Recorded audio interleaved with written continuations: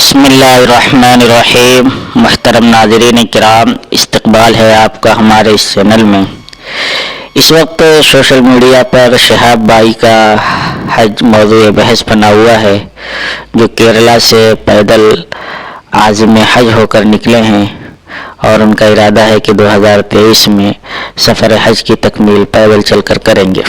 صارفین social media کے کچھ لوگ تو ان کا استقبال کر رہے ہیں اور ان کے اس عمل کی ستائش کر رہے ہیں، لیکن وہیں دوسری طرف ایک گروہ ہے جو ان کے اس عمل کی تنقید کر رہا ہے۔ ہم اس ویڈیو میں جاننے کی کوشش کریں گے کہ شرعی نقطہ نظر سے حقیقت کیا ہے اور اس سلسلے میں شریعت کیا کہتی ہے۔ سب سے پہلے یہ بات جان لینا ضروری ہے کہ شریعت مطہرہ میں پیدل سفر کرنا یا سوار ہو کر سفر کرنا دونوں جائز ہے، اس میں کسی کا اختلاف نہیں ہے، بالاتفاق دونوں صورتیں جائز ہے۔ البتہ بہتر کیا ہے، اس میں تھوڑا سا اختلاف ہے۔ امام عینی رحمۃ اللہ علیہ عمدۃ القاری شرح صحیح البخاری میں ایک حدیث کے تحت حدیث کے فائدے میں لکھتے ہیں، جس حدیث کے اندر سوار ہو کر سفر کرنے کا ذکر تھا، اس کے تحت لکھتے ہیں کہ فیہ الرکوب فی سفر الحج، کہ اس حدیث سے معلوم ہوتا ہے کہ سفر حج میں سواری کرنا ہے، لیکن آگے فرماتے ہیں والرکوب فیہ والمشی سواء فی الاباحۃ، کہ سوار ہو کے جانا اور پیدل چلنا مباح ہونے میں دونوں برابر ہیں، والکلام فی الافضلیۃ، البتہ افضل ہونے میں کلام ہے۔ اتنی بات واضح ہو گئی کہ پیدل چل کر جانا بھی درست ہے، سوار ہو کر جانا بھی درست ہے، اس لیے شہاب بھائی کے عمل پر تنقید کی کسی کو گنجائش نہیں ہے۔ اب رہی بات کہ افضل کیا ہے، اس سلسلے میں علماء کی آراء دیکھ لیتے ہیں۔ تو سب سے پہلے ہم امام نووی رحمۃ اللہ علیہ کی عبارت، جو ان کی کتاب المجموع شرح المہذب فقہ شافعی کی بڑی مشہور کتاب ہے، اس کتاب میں امام نووی رحمۃ اللہ علیہ مذاہب ذکر کرتے ہوئے لکھتے ہیں فرع فی مذاہب العلماء فی الحج ماشیا وراکبا ایہما افضل، قد ذکرنا ان الصحیح فی مذہبنا ان الراکب افضل، یعنی علماء کے مذاہب ذکر کر رہے ہیں کہ پیدل چل کر حج کرنا یا سوار ہو کر حج کرنا دونوں میں کیا بہتر ہے۔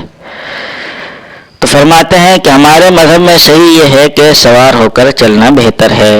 قال العبدری وبه قال اکثر الفقہاء، اکثر فقہا اس بات کے قائل ہیں، یعنی ان کے بقول اکثر فقہا کا یہی مذہب ہے کہ سوار ہو کر سفر کرنا بہتر ہے۔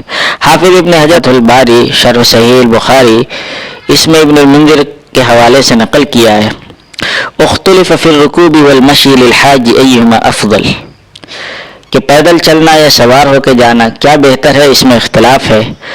فقال الجمہور الرکوب افضل، جمہور علماء کا مذہب ہے کہ سوار ہو کے جانا افضل ہے۔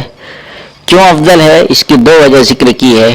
ایک تو یہ ہے کہ حضور صلی اللہ علیہ وسلم نے جو سفر حج فرمایا ہے وہ سوار ہو کر کیا، لہذا آپ کا جو عمل ہوگا وہ بہتر ہوگا۔ دوسرا یہ ہے کہ سوار ہو کر سفر حج ادا کرنے میں نشاط زیادہ ہوگا، وہاں جانے کے بعد آدمی تھکا ماندہ نہیں ہوگا اور وہ ارکان حج اطمینان سے ادا کر سکے گا، اس وجہ سے یہ حضرات فرماتے ہیں کہ سوار ہو کر سفر کرنا افضل ہے۔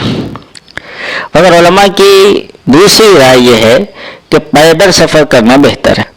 چنانچہ امام نووی رحمۃ اللہ علیہ لکھتے ہیں وقال داود ماشی افضل، داؤد فرماتے ہیں کہ یہ پیدل سفر کرنا یہ بہتر ہے۔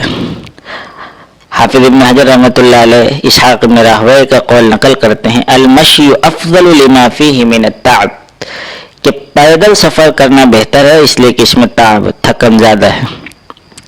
پیدل سفر کرنے والوں نے بھی متعدد دلائل دیے ہیں، چنانچہ پیدل سفر کرنے والوں کی دلیل میں سب سے پہلی دلیل حضرت عبداللہ ابن عباس رضی اللہ تعالیٰ عنہ کا قول ہے۔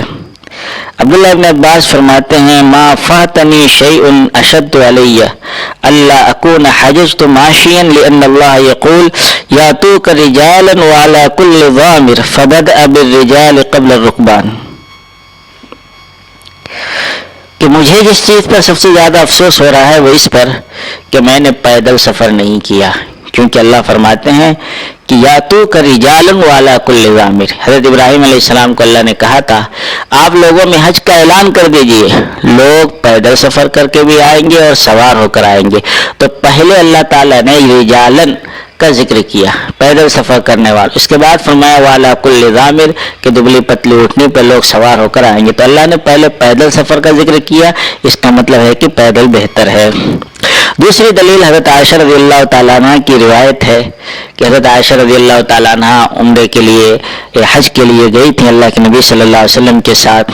تو صحابہ کرام نے عمرہ کیا, پھر اس کے بعد حج کیا, مگر حضرت عائشہ رضی اللہ تعالیٰ عنہ کو اس وقت حیض لاحق ہو گیا تھا, اس وجہ سے وہ حج سے پہلے عمرہ نہیں کر سکی تھی. حج تو ہو گیا پورا, حج مکمل ہونے کے بعد اب جانے کا وقت آیا تو حضرت عائشہ رضی اللہ تعالیٰ عنہ کو بہت افسوس ہو رہا تھا. کہا کہ لوگ دو عبادتیں کر کے جائیں گے اور میری صرف ایک ہی عبادت رہے گی. تو اللہ کے نبی نے فرمایا انتظار کرو, کل اگر حیض بند ہو جائے تو تنعیم سے جا کر عمرہ کر لینا.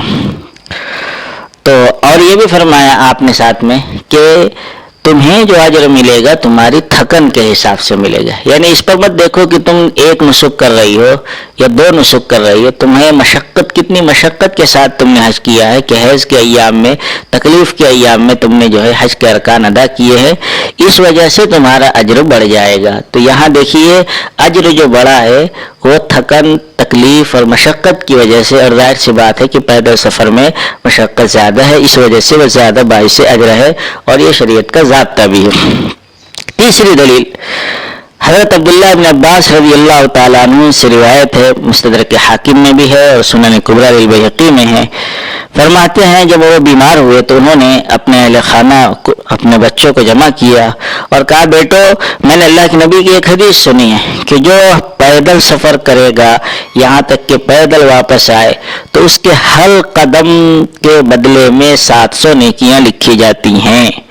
اور کون سی 700 نیکیاں؟ حرم کی 700 نیکیاں. پوچھا لوگوں نے حرم کی نیکی کیا ہوتی ہے؟ کہا حرم کی ایک نیکی 1,00,000 نیکی کے برابر ہے. تو آپ حساب کر لو کہ کتنی نیکیاں پیدل چلنے والے کے لیے لکھی جائے گی. اس حدیث میں قدر کلام ہے مگر یہ فضائل میں ہے, اس وجہ سے یہ قابل تحمل ہے. یہ دوسرا قول ہو گیا.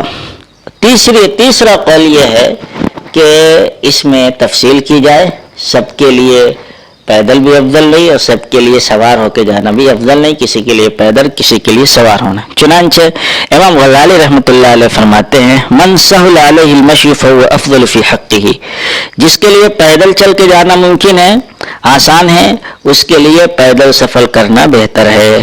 اور جس کے لیے پیدل سفر کرنے میں ضعف ہو جائے, وہ صحیح سے چل نہ سکے, تو ایسے آدمی کے لیے سوار ہو کر حج کرنا بہتر ہے.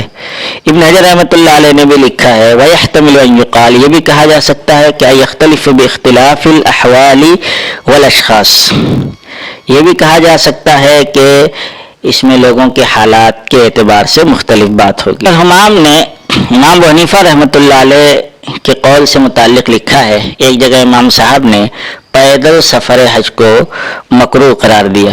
اس کا محمل ابن الحمام نے یہ بیان فرمایا ہے کہ یہ اس وقت ہے کہ جب آدمی روزے سے ہے, پیدل چلنے کی وجہ سے اس کا روزہ خراب ہو جائے یا وہ چل نہ سکتا ہو, تو ایسے آدمی کے لیے سوار ہو کر حج کرنا چاہیے اور پیدل سفر کرنا مکروہ ہے.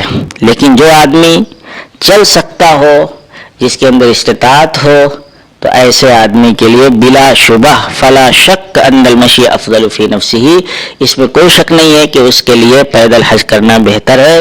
یہ انہ اقرب الی التواضع والتذلل, اس لیے کہ اس میں تواضع اور عاجزی ان کی ساری زیادہ ہے. تو اس سے معلوم ہوا کہ امام صاحب کے یہاں بھی اصل یہ ہے کہ پیدل سفر کیا جائے, پیدل سفر کرنا ان کے یہاں بہتر ہے. ہاں جہاں پر آدمی تھک جائے اور اس کو یہ لگے کہ میں مناسک حج برابر نہیں کر سکوں گا, تو پھر ایسے آدمی کے لیے سوار ہو کے کرنا بہتر ہے. اور پیدل سفر کرنے کی روایت یہ کوئی نئی نہیں ہے, یہ سلف صالحین سے چلی آ رہی ہے. چنانچہ علامہ عینی نے عمدۃ القاری میں اور اسی طریقے سے امام نووی نے المجموع میں لکھا ہے کہ مجاہد کہتے ہیں کہ آدم علیہ السلام کو اللہ نے ہندوستان میں اتارا تو انہوں نے پیدل 40 حج کیے. دوسری جگہ پر روایت ہے کہ ابراہیم اسماعیل علیہ السلام نے بھی پیدل حج کیے تھے. حضرت حسن کے بارے میں آتا ہے کہ انہوں نے 25 حج پیدل کیے تھے جن کے سامنے سے سواریاں جا رہی تھی. اسی طریقے سے ابن جریج عبد الملک ابن عبد العزیز ابن جریج مکہ کے بڑے محدث ہیں. 150 ہجری میں آپ کا انتقال ہوا اور بڑے مجتہد بھی گزرے ہیں. انہوں نے بھی پیدل سفر کیا ہے. سفیان ثوری رحمۃ اللہ علیہ یہ بھی جو ہے کوفہ کے ایک بڑے محدث گزرے ہیں. انہوں نے بھی پیدل سفر کیا ہے. ہارون رشید پہلے خلیفہ ہیں جنہوں نے پیدل سفر حج کیا. اس کا مطلب یہ ہوا کہ پیدل سفر حج کی روایت سلف صالحین سے چلی آ رہی ہے. ہمارے بزرگوں نے کیا ہے. حضرت عبداللہ ابن عباس نے تمنا ظاہر کی ہے اور تاحال یہ جاری ہے.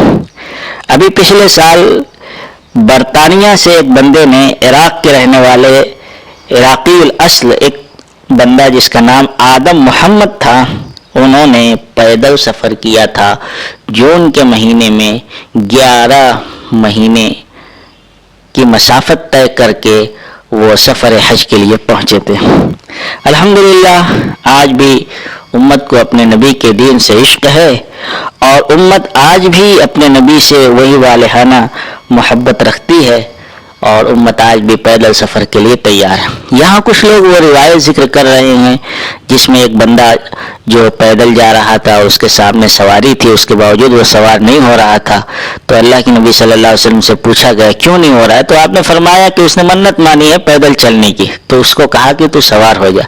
وہاں صورتحال یہ تھی کہ وہ بندہ چلنے کے قابل نہیں تھا, بہت نڈھال ہو گیا تھا. اس کے باوجود وہ اپنے اوپر بہت بوجھ ڈال کر پیدل چل رہا تھا. تو ایسے بندے کو کہا گیا کہ بھائی تو پیدل مت چل, سوار ہو کے چلے جا. اسی طریقے سے روایت یہ پیش کرتے ہیں کہ اللہ نہیں اگتا تھا جب تک تم نہ اگتا جاؤ.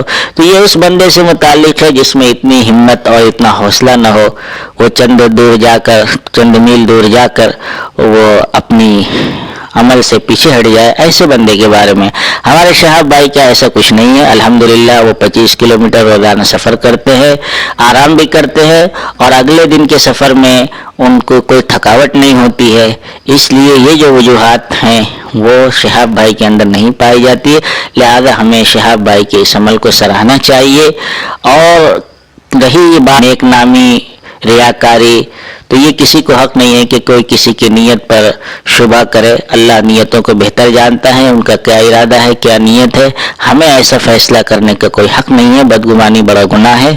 اللہ سبحانہ و تعالی سے دعا ہے کہ اللہ تعالی ہمیں بھی اپنے گھر کی حاضری نصیب فرمائے. اللہ ہمیں بھی اپنے عاشقین میں شامل فرمائے. آمین.